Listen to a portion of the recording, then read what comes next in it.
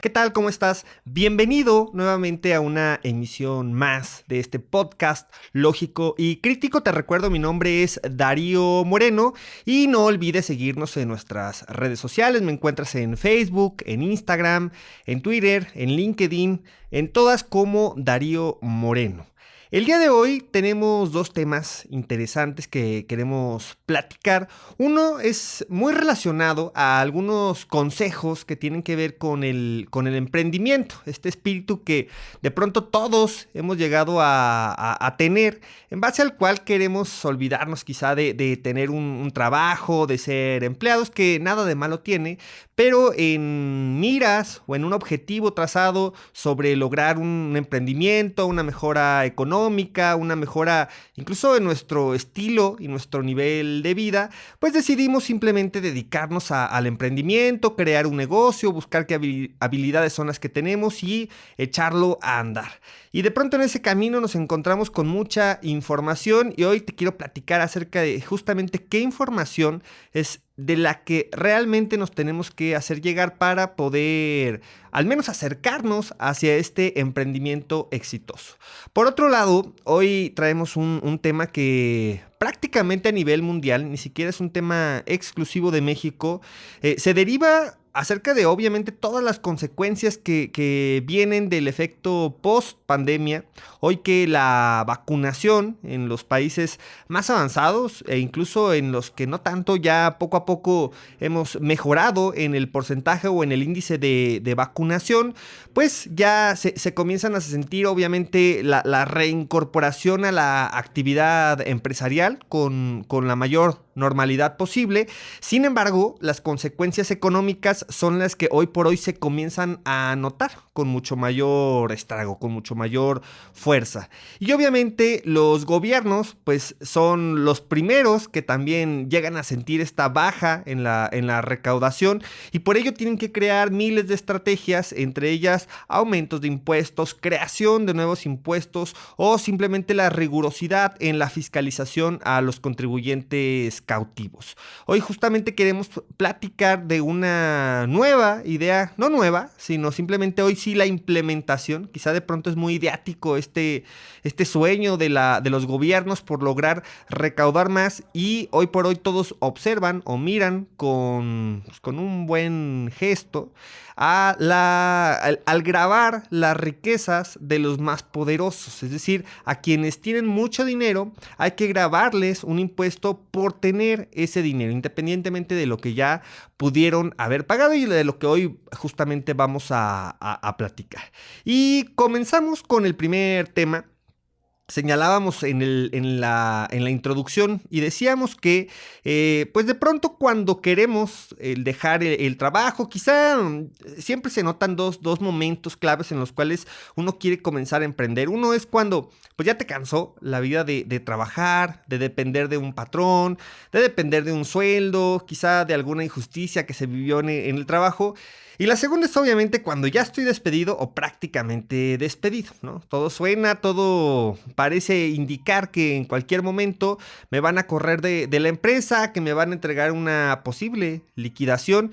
Y la pregunta es, ¿qué hago con ese dinero que me va a llegar? ¿En qué lo invierto? ¿En qué negocio puedo generar? En virtud del cual pues gane un poco de tiempo y ya sea en lo que me posiciono, me coloco en otro trabajo o verdaderamente sí quiero emprender y quiero hacer de este proyecto obviamente pues el rumbo de mi vida en lo personal y obviamente de mi familia en caso de tenerla.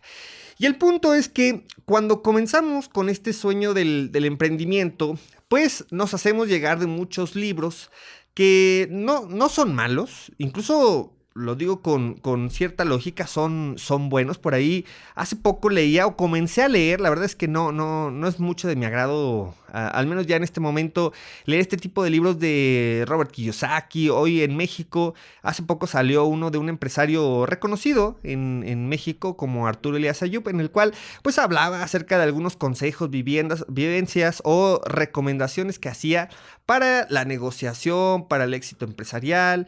E insisto, es bueno leer esto y lo veo más como un enfoque que de pronto perdemos para efecto de cuáles son esos pasos a seguir rumbo al emprendimiento, la mentalidad ganadora, el cómo hacer negocios, el cómo buscar a los clientes, cómo buscar a los mejores proveedores.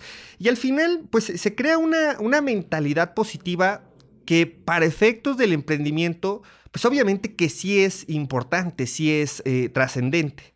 Sin embargo, me parece que, al menos encontrando y siendo muy puntual quizá en el tema de Robert Kiyosaki, hace poco también veía una película, no recuerdo bien el nombre, en el cual de pronto hablamos de un emprendimiento. Por ejemplo, leemos un libro americano, ¿no? Insisto, pongo el claro ejemplo de Kiyosaki, en el cual te habla de una pobreza, o también la biografía de Steve Jobs, si ustedes lo visualizan, de una pobreza, o sea, nací de la nada, era pobre, pero de una pobreza americana, de una pobreza en Estados Unidos. Entonces, ¿cuál es el problema de pronto no depurar bien a los autores que vamos a leer? Todo es bueno, leer siempre será bueno, pero también es importante comenzar a depurar o analizar qué es lo que verdaderamente importa y qué es lo que verdaderamente debo leer. Es decir, también debemos aprender o saber qué lectura es la que le tenemos que dar mayor importancia para efectos del emprendimiento. Y retomo un poco la idea. Señalaba que cuando leemos un libro que de pronto tiene un origen, sobre todo americano, europeo, pues hablamos de una pobreza. Es decir, el gran millonario, el gran empresario surgió de la nada. Pero pues ese surgir de la nada significa estudiar en escuelas como Harvard, ¿no? Becados quizá, pero pues hablamos de una pobreza que no está al estilo de vida mexicano. Es decir, su pobreza de pronto puede llegar a ser una riqueza mexicana. Aquí la pobreza, pues estás discutiendo y peleando entre comer al día siguiente y no comer. Es decir, la forma en la que las características o las condiciones de vida en la que vivimos de un país a otro varían tanto que de pronto cuando analizamos o queremos entender cómo es que se llega al éxito empresarial, o qué técnicas de venta o qué técnicas de negociación son las que debo utilizar para que mi negocio sea fructífero, pues sí tenemos que aterrizarlo y ubicarlo en las condiciones o circunstancias, al menos en este caso de México o de América Latina. De quiénes son nuestros potenciales clientes, quiénes son nuestros proveedores, y a partir de ello, pues obviamente ya aterrizados en una realidad o ya aterrizados en una circunstancia mexicana, me parece que a partir de ahí sí es posible obtener algún beneficio de estas lecturas. Sin embargo, y reitero con este libro que leía de Arturo Elías, que en lo personal lo recomiendo si es que quieres comenzar a emprender, pero honestamente si eres ávido de la lectura o te gusta leer libros que verdaderamente te pueden dejar algo importante, me parece no es una buena recomendación. Y a partir de ahí, ¿cuál es el enfoque o a dónde es que queremos llegar? ¿Qué es la información que realmente, cuando quieres emprender, necesitas para efecto de encaminarte o acercarte hacia un emprendimiento exitoso? Lo primero, obviamente, tienes que aprender, no ser un abogado, pero tienes que aprender de leyes, tienes que aprender de derecho, tienes que saber exactamente a nivel local, a nivel federal e incluso a nivel internacional qué leyes son las que le aplican a tu giro de negocio. Entender lo básico quizá de una ley civil, entender obviamente lo elemental de una ley mercantil, entender obviamente a partir de ello las leyes fiscales, las leyes de propiedad industrial, y con eso, pues obviamente sí ya tenemos la capacidad de entender qué tipo de contratos son los que estoy firmando, qué tipo de marcas o procesos o tangibles e intangibles son los que tengo que registrar para que el día de mañana no vaya a tener un problema con una duplicidad de marca o incluso una demanda en nuestra contra, porque no revisé si la marca o el logo que estoy utilizando previamente ya habían sido registradas. Cuáles son mis obligaciones como comerciante, o incluso cuando tengo una controversia o un problema con algún cliente o con algún proveedor, pues simplemente identificar si mi abogado está haciendo de manera correcta las cosas. Es decir, no es necesario que te conviertas en un abogado, o no es necesario que ya seas un abogado para poder emprender, pero tienes que tener conocimientos básicos, obviamente, de la legislación, del derecho, independientemente del giro al cual tú te vayas a dedicar. Otro tema que también tendrías que observar es lo contable, ¿no? Tampoco necesitas ser un contador o tener una maestría en fiscal o en costos, pero mínimamente sí tienes que tener algún curso, alguna capacitación en la cual te involucres en cómo es que se desarrolla la contabilidad de tu negocio.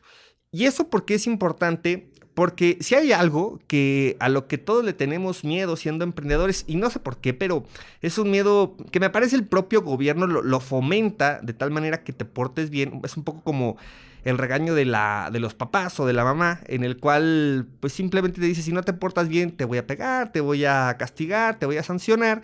Y ese regaño o esa amenaza pues ya hace que nos portemos bien. Es un poco el tema, insisto, que le tenemos el miedo a Hacienda, el miedo al SAT en la recaudación. ¿Y eso por qué se deriva? Pues porque no tenemos ni la más mínima idea de lo que se está haciendo con nuestra contabilidad, con la declaración de nuestros impuestos, con el pago de nuestros impuestos.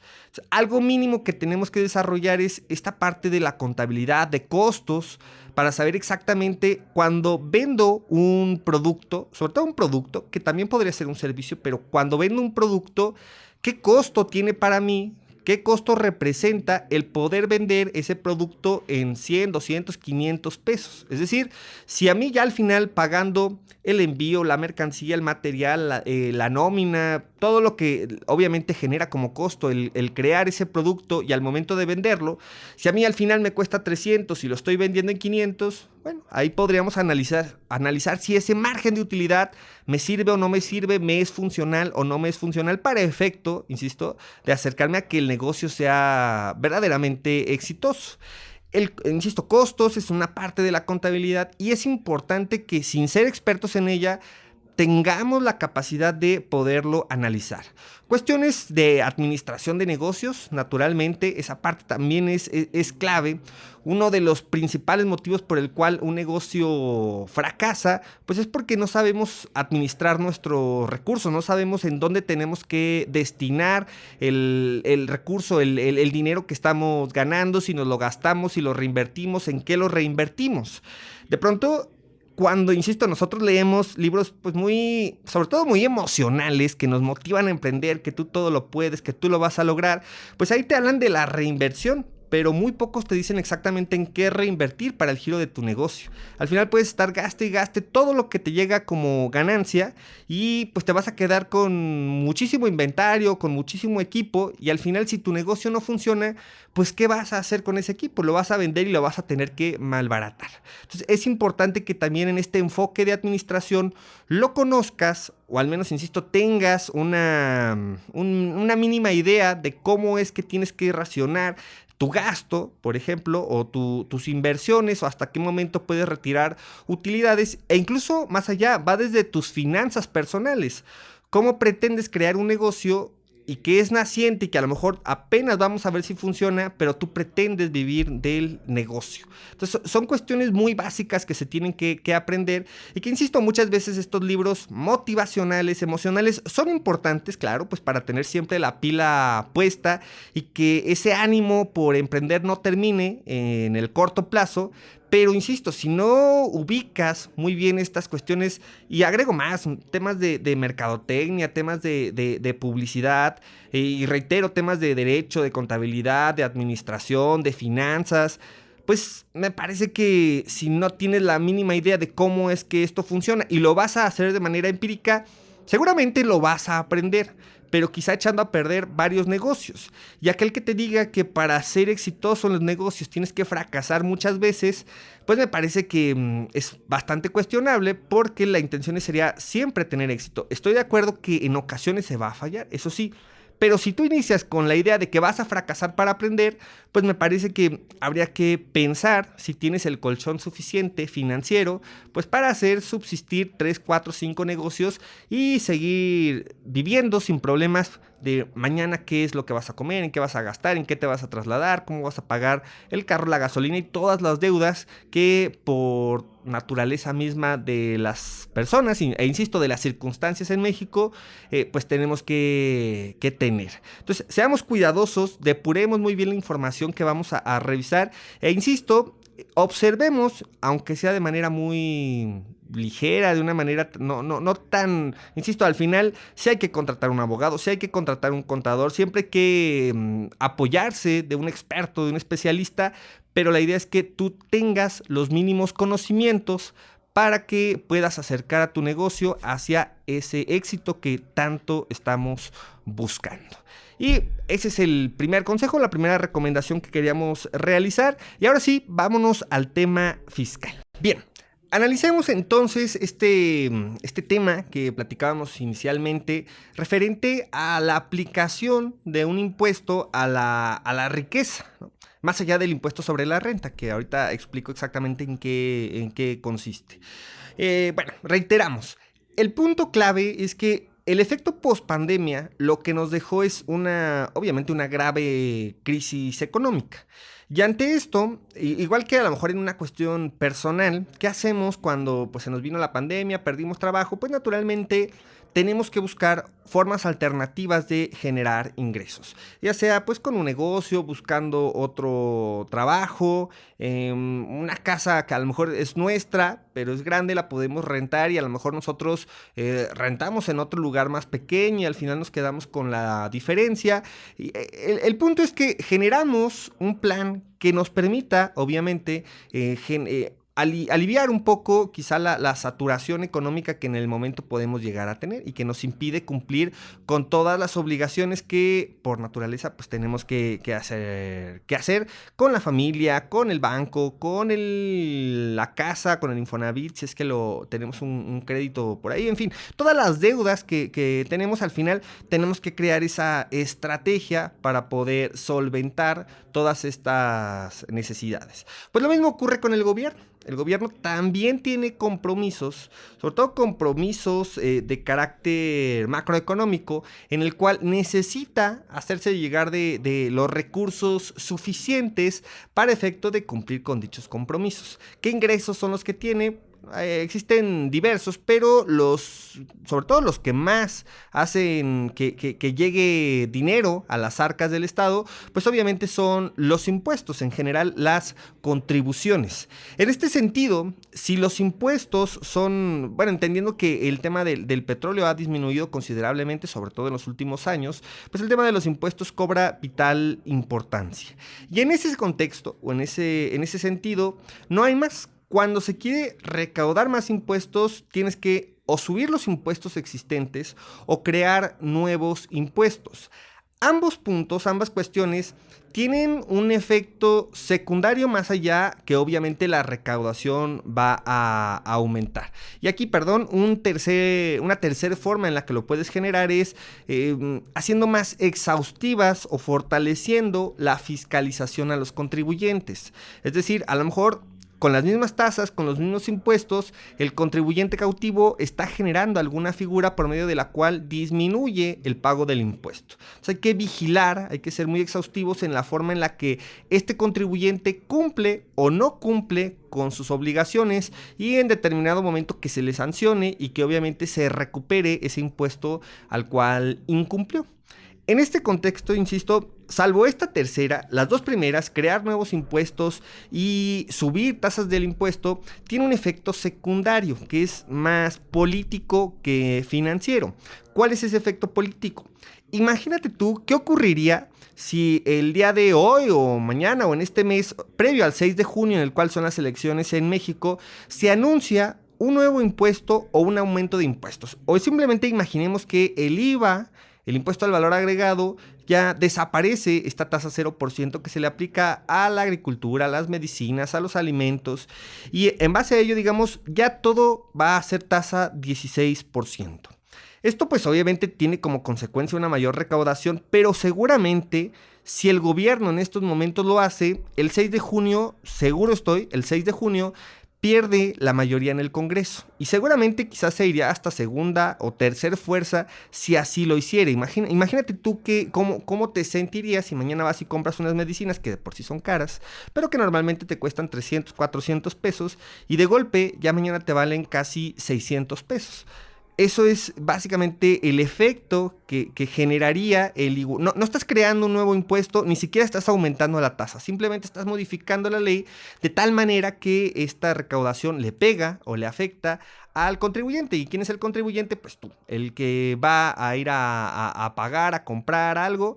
Ahí es donde tú vas a ver reflejado el impuesto, te molestas, te enojas y seguramente ya no vas a votar por el partido que propuso la iniciativa para igualar este tema para efecto del IVA. Y aquí solamente señalo un ejemplo.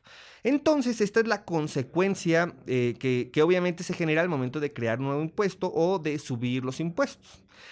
En este contexto, y entendiendo esa problemática, y obviamente esto ocurre a nivel mundial, en México ya voltearon a ver, incluso es algo que sonaba desde hace tiempo, pero sobre todo el año pasado, en el cual el partido Morena quiere presentar una iniciativa interesante, difícil, pero interesante, en la cual se aplique una tasa a la propiedad, algo así como el impuesto predial, ¿no?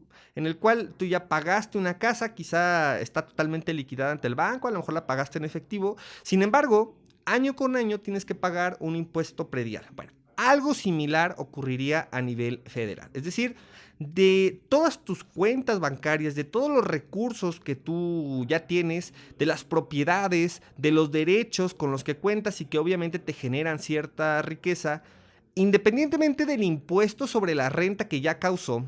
Dicho de otra manera, si tengo algún negocio en el que a lo mejor estoy recibiendo 3, 4 millones de pesos, vamos a pensar, anuales, obviamente se me cobra un impuesto sobre la renta. Ahí tendríamos que calificar si eres persona física, si eres persona moral, en caso de ser física, en qué régimen estás tributando, pero independientemente de ello, vas a pagar un impuesto sobre la renta. Entonces, imaginemos que estamos hablando de una tasa del 30%. Si tú ganas 1 millón de pesos en el año, el 30% es para impuestos y al final 300,000 pesos de ese millón se tienen que ir al fisco por la riqueza que tú generaste. Obviamente se derivan algunas deducciones, forma de disminuir la base gravable, pero en este momento no vamos a confundir más este punto. Si tú ganas 1 millón de pesos, pagas una tasa del 30% y simplemente pues ese dinero ya no lo ves, se lo pagas al fisco y tuyo son los 700,000 pesos. ¿Qué puedes hacer con esos 700,000 pesos? Pues lo que tú quieras. Te puedes comprar un carro, si te alcanza para una casa, te la puedes comprar y ese dinero, vamos a imaginar, ya está completamente disponible para el uso que le quieras realizar. Bueno, pues imagina que sobre esos 700,000 pesos que tú tienes, ahora se generara un impuesto al patrimonio. Quizá en este momento pues suena muy raro, dices, yo ya pagué el impuesto, pero esa es la pretensión que se está tratando de realizar como iniciativa. Aún no hay iniciativa de ley, pero es algo con lo que ya van a comenzar a discutir o van a empezar a calentar el ambiente para que así se pueda generar. Algo que es importante puntualizar es que mucho dependerá de la forma en la que se va comportando la economía en México y a nivel global. Importante también puntualizar, en el ejemplo que doy de los 700,000 pesos, en este caso no te aplicaría este nuevo impuesto. ¿Por qué? Porque estamos hablando de las grandes fortunas. Y cuando hablamos de las grandes fortunas, pues obviamente no toca a la mayoría de los mexicanos. De hecho, estaríamos hablando prácticamente de un 5 o menos por ciento de los mexicanos que pagarían este impuesto. Incluso se habla de tasas entre el 2 y el 3.5%. Hablan de una tasa del 2% para patrimonios de 20 a 1,000 millones de pesos, de 20 millones de pesos a 1,000 millones de pesos, del 3% cuando sea de 1,000 a 2,000 millones y del 3.5% cuando sea más de 2,000 millones de pesos. Es decir, si tú no tienes 20 millones de pesos en el banco, no te tendrías por qué preocupar. Pero si ya lo tienes, ya sea en propiedades o directamente en la cuenta bancaria o en algunos derechos, vamos a pensar derechos de propiedad o derechos industriales, pues en este caso también te va a afectar. Entonces, si tienes 20 millones de pesos en el banco, aun cuando ya pagaste ese impuesto sobre la renta, ya pagaste impuesto al valor agregado al momento en que consumes o lo vas a seguir generando cuando consumes ese recurso, ese dinero, pues aún así se te va a aplicar una tasa del 2%. 6%. Insisto, no es una propuesta que seguramente pegue políticamente, quizá lo va a hacer, obviamente cuando tocas intereses del poder, pues algún efecto se tendrá que generar, pero por lo, digamos, en lo normal, por lo regular, pues la mayoría no tenemos 20 millones de pesos en el banco y por lo tanto no nos va a afectar esta iniciativa y por lo tanto no creo que políticamente le vaya a afectar tanto al gobierno, independientemente que lo generaran en este momento, que calentaran el ambiente. Seguramente lo harán después de las elecciones, es decir, después del 6 de junio. Es cuando se pensará en presentar dicha iniciativa. Ahora, ¿cuál es el riesgo que se habla al momento de presentar una iniciativa de tales magnitudes? Pues obviamente la fuga de capitales. ¿Y a qué se refiere esto? Pues igual las personas que tenemos cuentas pequeñas en el banco, pues lo más probable y cuando bien nos va es que para ganar un mejor rendimiento, pues buscamos alguna empresa que se dedique a inversiones, que quizás se encuentra en el extranjero, las famosas fintech, en la cual podemos comenzar a mover algún recurso y tratar de ganar un mayor rendimiento. Sin embargo, la gente poderosa, la gente que tiene mucho recurso, pues ellos sí tienen esas posibilidades de tener cuentas en el extranjero, algunos incluso en paraísos fiscales, y de generar una estrategia fiscal compleja, una estrategia fiscal mucho mejor analizada que lo que podemos tener quizá quienes manejamos cuentas pequeñas, porque ni siquiera a alguien le interesaría generar una estrategia para una cuenta que a lo mejor tiene 20,000, 50,000, 100,000 pesos. Entonces, en ese sentido, sí, insisto, no es una iniciativa que vaya, bueno, sí es populista desde el punto de vista en que vas a castigar o sancionar a los que más tienen, y pues la realidad en América Latina es que a nosotros nos gusta que a los más ricos paguen más impuestos, aun cuando ya hayan pagado sus impuestos.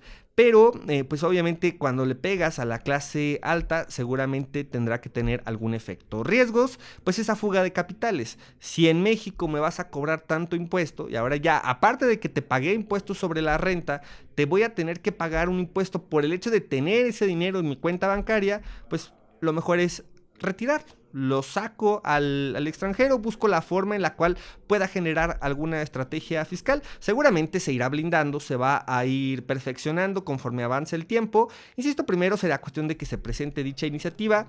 Será compleja, bastante compleja. Prácticamente le estás pegando al sector empresarial y aquí hablamos incluso ya de la mediana gran empresa y de la macroempresa. Sin embargo, insisto, a pesar de ello, pues es una iniciativa que aparentemente tendrá que surgir, e insisto, sobre todo si la economía en México no mejora por el efecto post pandemia. Entonces, aquí sí tenemos que ser muy cuidadosos en cómo es que va avanzando la situación financiera del Estado, y en caso que no quieran generar algún impuesto o subir tasas del impuesto, lo más probable es que, insisto, dicha iniciativa se presente, se apruebe, y ahora pues obviamente los más ricos sean los que tengan que pagar este porcentaje que, insisto, va del 2 al 3.5% según el monto de la fortuna con la que cuentes. Insisto, hasta el momento, si hoy tienes menos de 20 millones, pues no tienes más por qué preocuparte, pero todavía no es iniciativa. Habría que valorar cuando se presente la iniciativa si verdaderamente son 20 millones, o a lo mejor todo inicia considerando a los ricos cuando ya tienes 1 millón de pesos en la cuenta.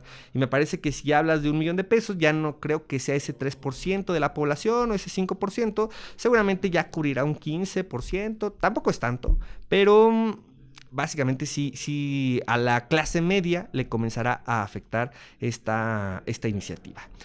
Bueno, el día de hoy es lo que queríamos platicar. Ojalá, insisto, la información les haya sido de utilidad. Es una cuestión más informativa, pero de cualquier manera me parece que es importante comenzar a entender estos puntos. Muchas gracias por habernos escuchado. Nos vemos en la siguiente emisión. Les recuerdo, mi nombre es Darío Moreno y nos vemos aquí en Lógico y Crítico.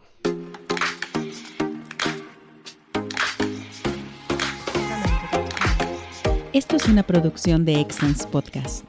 Si te gustó, por favor califícanos con 5 estrellas y dile a quien más confianza le tengas que se suscriba. Estamos disponibles como Extens Radio en Spotify, Apple Podcasts, iVoox y YouTube, así como en extensradio.com. Comparte.